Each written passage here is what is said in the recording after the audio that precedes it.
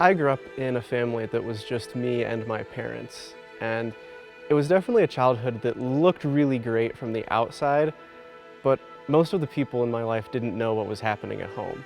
I grew up in a Christian home with two amazing parents, two amazing brothers, and grew up in a Christian school, went to this church my whole life, and just grew up with a very consistent, strong foundation that my parents set for me.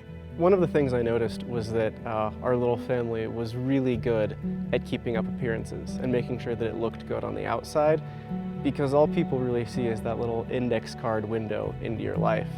I was extremely quiet and shy all growing up. Every time I stepped outside of my home, I was just like an insecure little ball of fear and just wanted to keep to myself. And I was insecure about a lot of things. You know, I had a big gap in my teeth, and I had a deeper voice than other girls, and just a lot of insecurities that came from not necessarily my home, but from other comments and things that were made to me. The unhappiness that my parents were carrying ended up becoming a divorce that happened last year. And being an adult child of divorce is really confusing. Like, I have my own job, I'm paying most of my own bills, I'm living with friends, but I don't really have a place that I would call home right now. I don't have somewhere to go back to. And when I look forward at my own future and my own family, I don't know what it's gonna look like coming from the mess of a broken family. Middle school was rough. I didn't want to talk to anybody. I just wanted to keep to myself.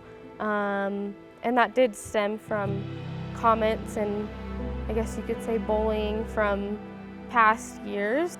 High school was definitely where I started to enjoy school a little bit more. I was very excited about basketball and was super committed to the sport throughout all of high school.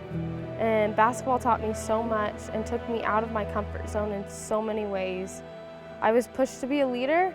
I remember as a leader making those decisions to not do the cool things and go and drink and party with my friends. My peers thought I was just the goody-goody. I'd actually constantly be called the goody-goody. And in that moment, it was painful. I was like, wow, I'm just not cool enough. I can't be your friend.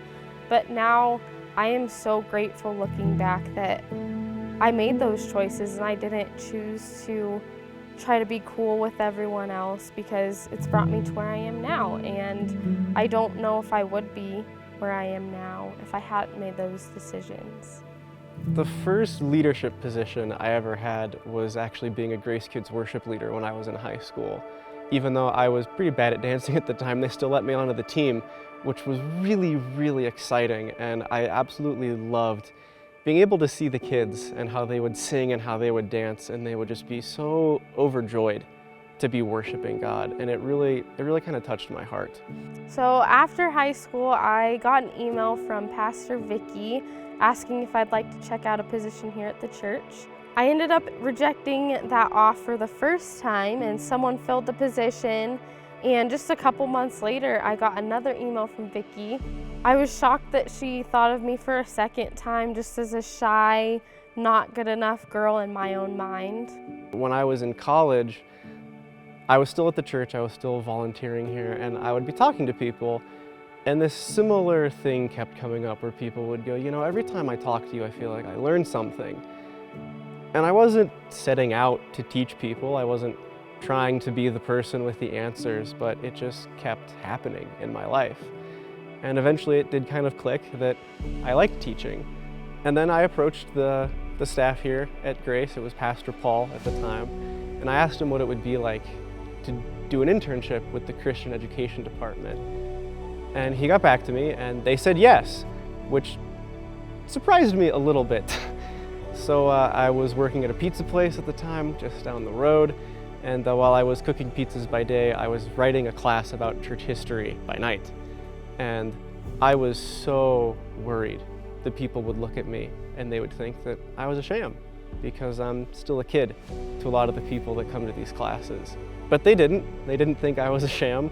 They came back every week, and at the end of the class, most of them left really positive reviews.